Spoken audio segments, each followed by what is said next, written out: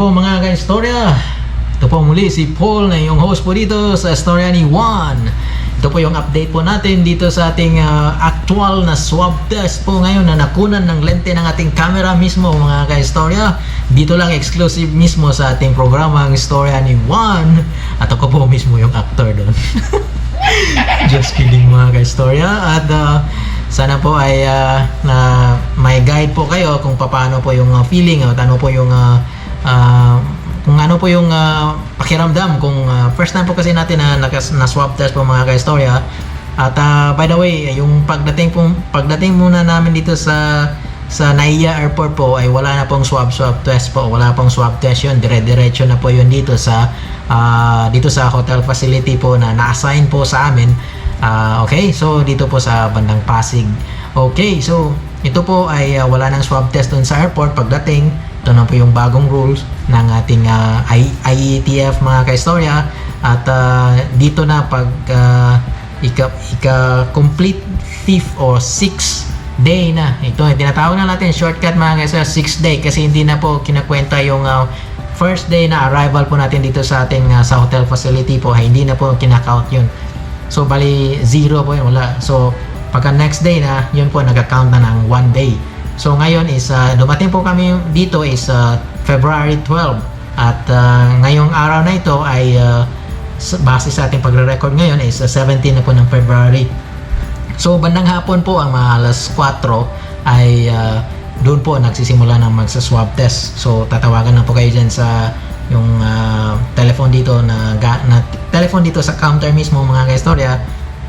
At papuntahin lang po, pababain lang lahat at papunta doon sa may main entrance ng ating ng facility na ito. So depende lang po kasi diyan lang yan sa hotel mismo gaganapin mga ka-istorya ang yung pagsa-swab test. Okay, so panoorin natin mga ka-istorya yung actual na video at sana po ay makapulot po kayo ng magandang informasyon po na nakunan po natin ng video. Okay! Swab test na guys. At dito na yung swab test na kasi guys. Nandito na pila na kami. Dito lang muna pila. At kukunin lang yung yung retrieval code ng ano ba to? Sa ISAC, sa Red Cross. Okay guys, so kukunin mo na, ibabalidate muna.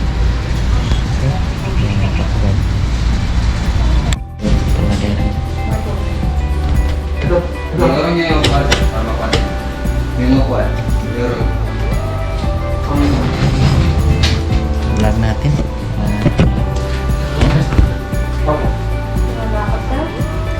Ako magalaw. Hindi nga malalim.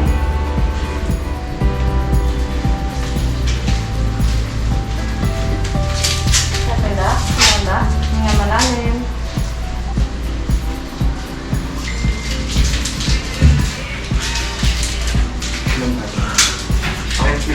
Wala lang muna po. Labas dito. Sabi ka sir, sige po, isa pa okay na po. Okay na po? Apo. Nice.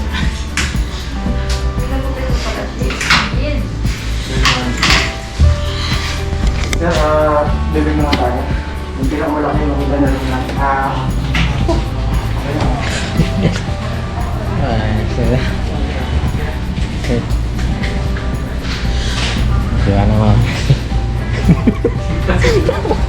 Wow, shit.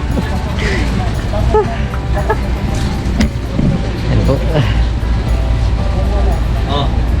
Basta palabas. Okay na? Naluluwa ako. Mas nakakisa. Wala, hindi ko sure ka po. Si Blair mga ka-istorya. Hello, kumusta Subscribe mo nila? sa yung channel. Okay, subscribe Blair na. Bustillo. Hey! Hey! Okay, Come to life. Come to life. Please subscribe. Subscribe. Atuslok na mga ilong. Mga tuslok Ano na, na. Binisaya ba mo? Binisaya? Saya lang. Binisaya na rin. Okay na, dito mag-English dire. Bisaya ta dire. Okay. Hello, manamig tuslok. Managtoslog. Wah, Testing. gini nyo eh.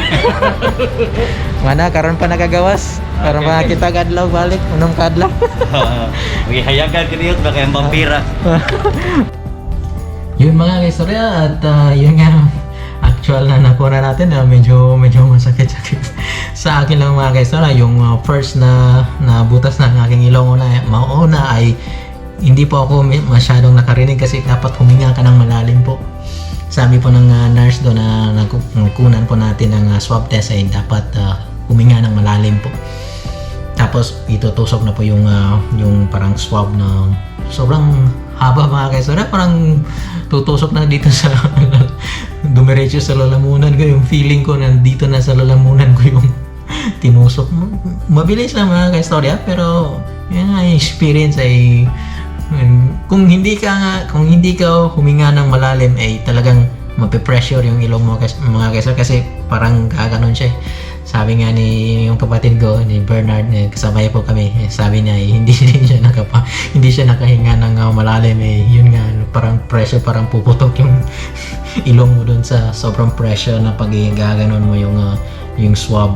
Mabilis lang, yung pangalawang butas na ang ilong ay mabilis lang din kasi nakahinga na ako ng malalim. So yung timing at tempo mga kaistorya ay napaka-importante pag gaganon na ng swab, no? At saka yung sa lalamunan dapat yung dila mo talaga, at saka magsasabi ka ng daw.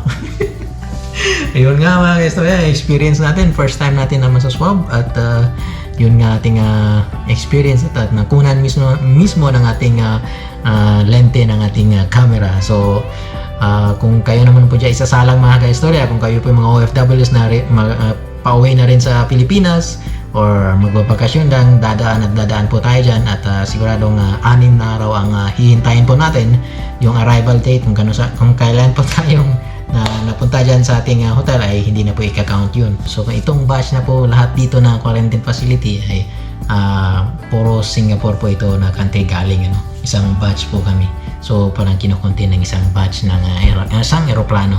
So magkakakilala na rin kayo dyan kasi galing po kayo sa isang eroplano at saka isang facility na rin. So at least nakalabas ng 6 na araw mga kaistorya, at nakapahinga ng konti at nakita ng sikat ng araw kasi yung facility namin wala namang talagang window dito, So yung iba ay maswerte siguro, pero dito lahat ay wala, puro naka-bloke lahat ng hindi ka makakita unless lumabas ka ng konti, magtapa ng basura mga kaistorya. Okay, so maraming salamat po dito sa ating maraming salamat po sa panonood natin sa atin dito sa ating programa ng Istorya ni Juan, at sana ay naka-impart po ko sa inyo ng magandang informasyon po at actual na experience, at medyo okay po, hindi po masakit, at hinga lang po ng malalim, yun yung technique. Okay, at sana po ay kapag subscribe na rin po kayo sa aking channel, sa aking munting channel, at sana ay nakakuha po kayo, nakapulot po kayo ng magandang informasyon.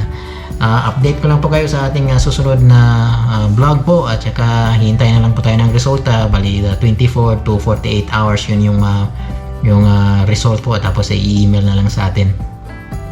Kukunin pala ng Red Cross doon sa Coast Guard yung retrieval code. Ipa-flash ko lang po yan dyan, yung pagsasign up po ninyo doon sa aking yung pagsasign up po ng ESEF doon sa Red Cross.